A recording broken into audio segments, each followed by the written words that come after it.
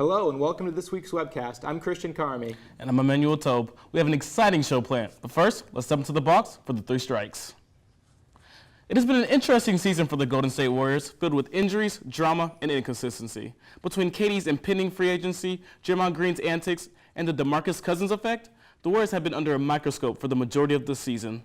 Steve Kerr made a comment during a game about his frustrations with Draymond Green and DeMarcus Cousins. Recently compared his first regular season with the Warriors to a soap opera.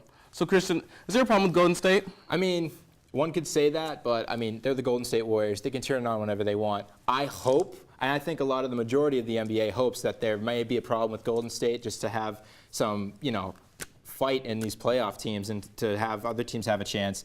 But I mean, it's the Warriors. I mean, I think KD might leave.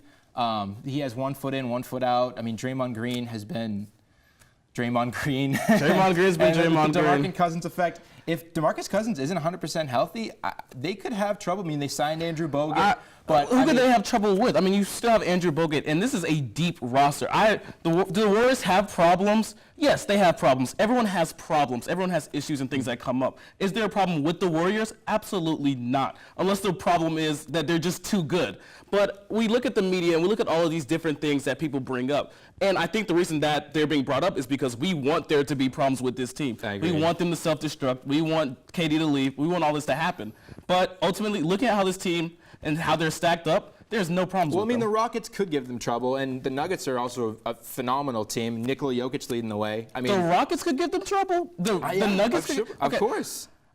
If the Rockets last year, maybe, but the Rockets this year and the way they're playing, I don't see them giving this team trouble. MVP, Especially James when Harden, we're talking 50 points, 40 points, 30 points a game, a high score with Chris Paul. Let's talk about the height. Let's talk about some height real quick. Let's talk about the fact that they just got DeMarcus Cousins and Andrew Bogut. Yes, DeMarcus Cousins, who's a little inconsistent, but we'll okay, but he's playing really well this year already. Amidst recent allegations involving a pay-for-play scandal, LSU coach Will Wade released a statement pleading to be reinstated as the Tigers basketball coach.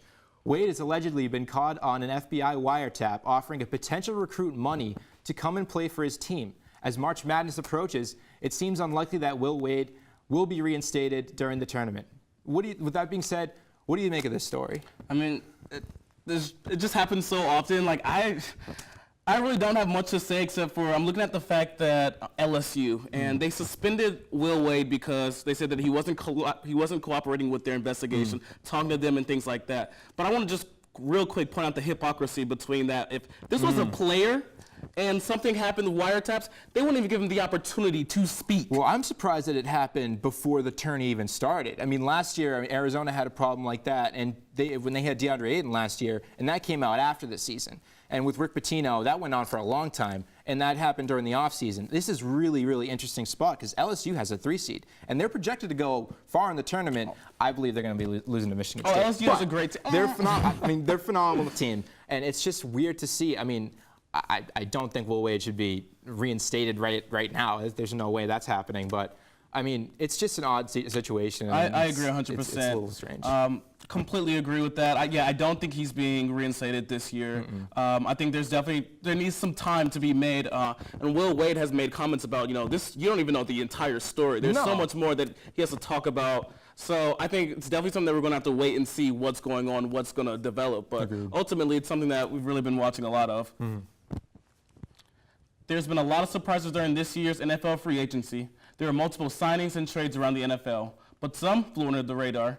So, Christian, what do you think was the sneakiest value that someone got with the trade? I think Jamison Crowder with signing with the Jets this year, I think he'll help Sam Darnold a lot. He didn't have that great of a season last year. He only played 9 games. He only had 2 touchdowns. So I think implementing him, signing Le'Veon Bell, I mean, he wasn't even the top #1 signing on the Jets this year, and also C.J. Mosley on the defensive end. But I think Jamison Crowder is going to really help the development of Darnold, and I think the Jets are actually moving in the right direction for once. For once, yeah, that surprised me. For me, speaking of a team that's moving in the right direction for once, I really like the Tyrell Williams to the Raiders trade, especially when you look at the collaboration with Antonio Brown. Yes, another wide receiver. Antonio Brown being a great, slot receiver who can also go deep, really talented. But we look at Tyrell Williams, a speedy guy with just so much. He's just so fast.